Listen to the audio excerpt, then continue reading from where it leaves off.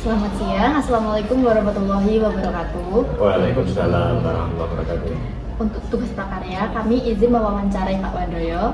Perkenalkan, nama saya Karis Dwi Zulaika, kelas 11I. Saya Ahmad Denis Maulana dari kelas 11I. Kita ingin mewawancarai Pak Wandoyo mengenai produk ya. Nah, karyawan di Pak Wandoyo itu berapa dan nama produknya itu apa, Pak? Ya, jadi saya ada karyawan inti itu ada 3. Jadi karyawan inti itu artinya dia yang stay di office atau di store kami gitu ya. Kemudian ada karyawan tambahan karena Pak Wandoyo ini bidangnya barang dan jasa. Untuk jasanya itu ada jasa fogging, itu kerjasama dengan dinas kesehatan itu seluruh di Kabupaten Tuban itu ada 4 karyawan. Terus ada yang sifatnya itu mitra untuk membuat barang-barang lain itu yang mungkin nggak bisa disebutkan karena sesuai dengan kebutuhan dan sifatnya tentatif ya. Kalau produknya ya itu tadi, produk utamanya itu produk elektronik. Kalau produk yang lain itu ya pembuatan pagar, renovasi gedung, terusan ada seperti tadi pembuatan kolam dan lain sebagainya. Jadi lumayan banyak. Bagaimana Pak Wandoyo mensurvei pasar sehingga Bapak bisa menemukan peluang bisnis dari usaha Bapak?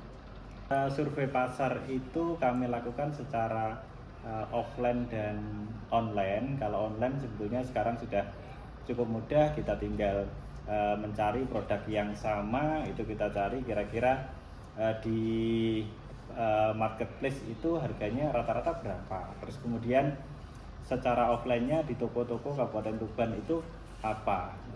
Itu kita bisa menentukan, oh ini produk kami ketika kami jual itu pasti masih relevan dengan harga yang sudah kami patok, seperti itu. Apa tantangan Bapak pertama kali bisa membangun bisnis ini?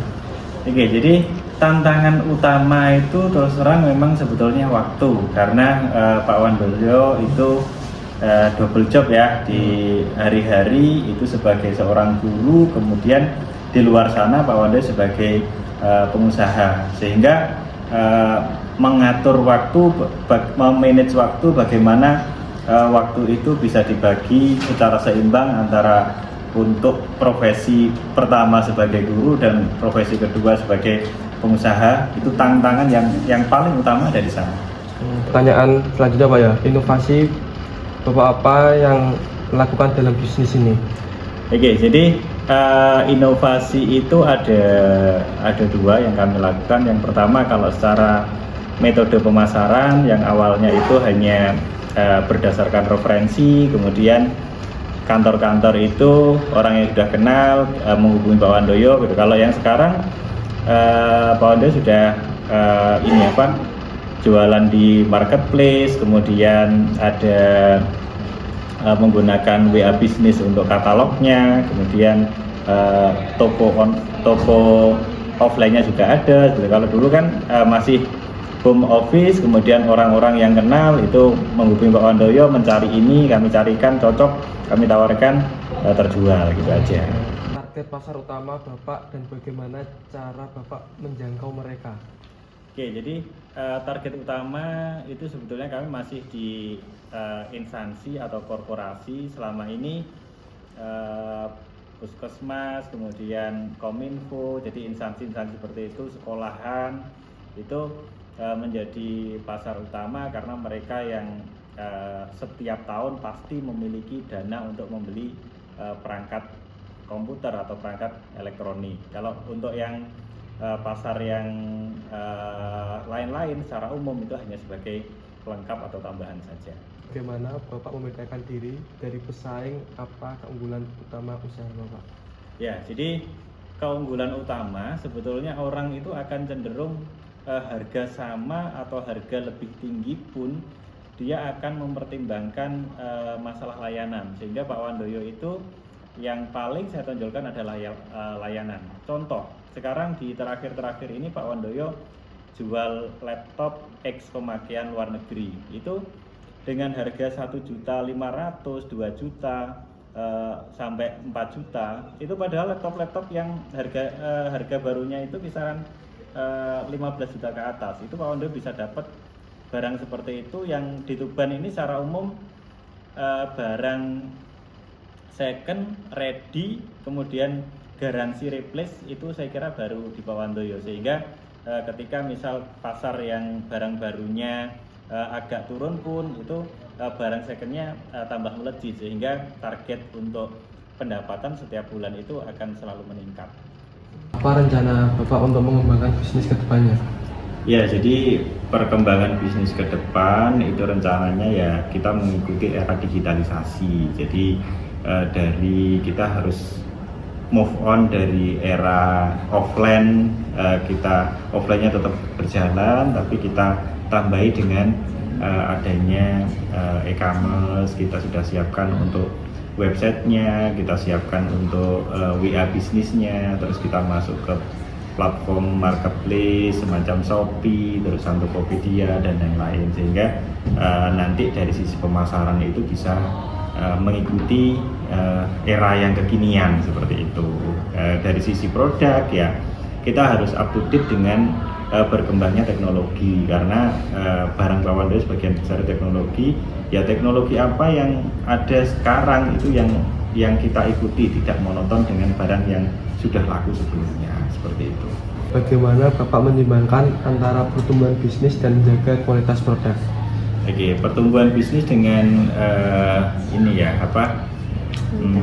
kualitas produk itu kita mencari supplier yang bagus, sehingga ketika supplier yang kita ambil itu supplier yang bagus, barang yang bagus, otomatis saya juga akan bisa menjual barang dengan kualitas yang bagus.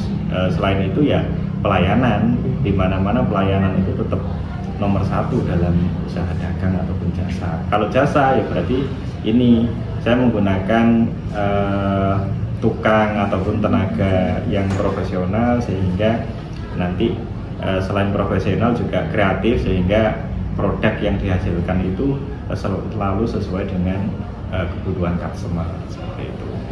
Baik, tadi kan rekan saya sudah menanyakan pertanyaan-pertanyaan yang cukup berisi, Pak Wandoyo. Nah, saya ingin menanyakan basic saja.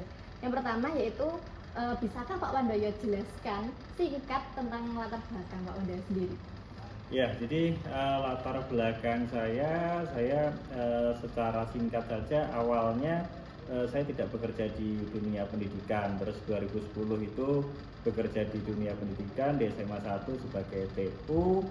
Sekaligus 2014 saya mulai merintis untuk usaha jual beli komputer itu, dan sampai di kemarin 2022 itu ternyata Pak Wandoyo lolos seleksi untuk menjadi guru, sehingga itulah tahapan-tahapan mungkin profil singkat Pak Wandoyo, baik secara profesi sebagai guru ataupun profesi lain sebagai pengusaha.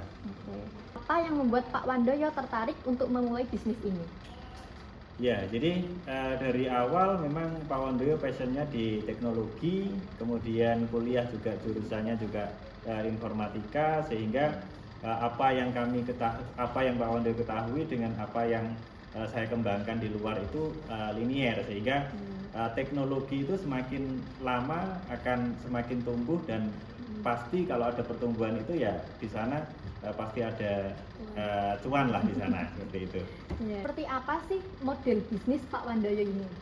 Ya, jadi sebetulnya model bisnis saya itu bisa dikatakan model bisnis yang hybrid ya, jadi campuran. Jadi yang secara offline-nya ada, secara online-nya ada, dan bahkan barang-barang yang tidak ada stok di sana, ketika orang butuh apa itu kami siap untuk mencarikan solusi. Jadi seperti itu. Kadang orang senengnya karena mencari apapun, ternyata ya alhamdulillah selama ini kami dipercaya bisa membantu kebutuhannya mereka. Motivasi Pak Wandoyo untuk bertahan sampai sekarang ini apa sih? Ya, jadi motivasi untuk bertahan salah satunya ya bukan ini ya, jadi kita nggak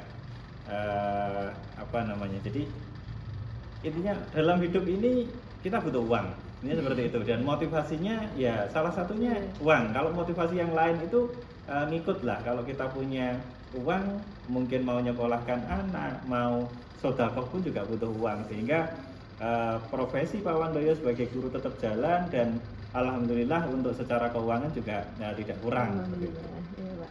Lalu selanjutnya, faktor-faktor apa saja yang membuat Pak Wandoyo berhasil dalam berusaha?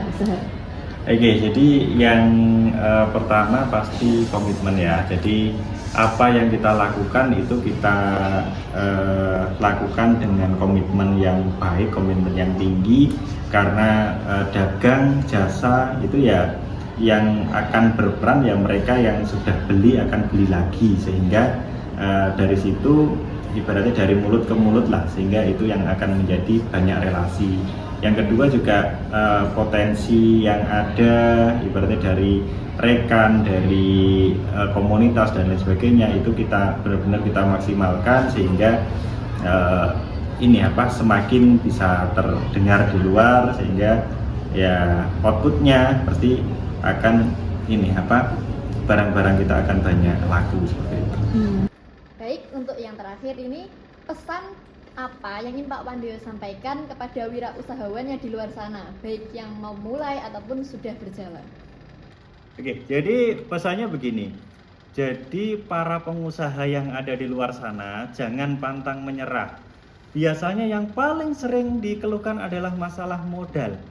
Pak Wandoyo berangkat modal dari nol. Satu yang harus kalian tanamkan. Yang pertama adalah keyakinan kalian untuk sukses. Yang kedua adalah usaha maksimal dibarengi dengan jadilah orang yang bisa dipercaya. Ketika kalian sudah dipercaya, modal, barang, dan lain sebagainya itu sudah mengalir ke kalian semuanya. Termasuk rezeki pasti akan datang. Terima kasih.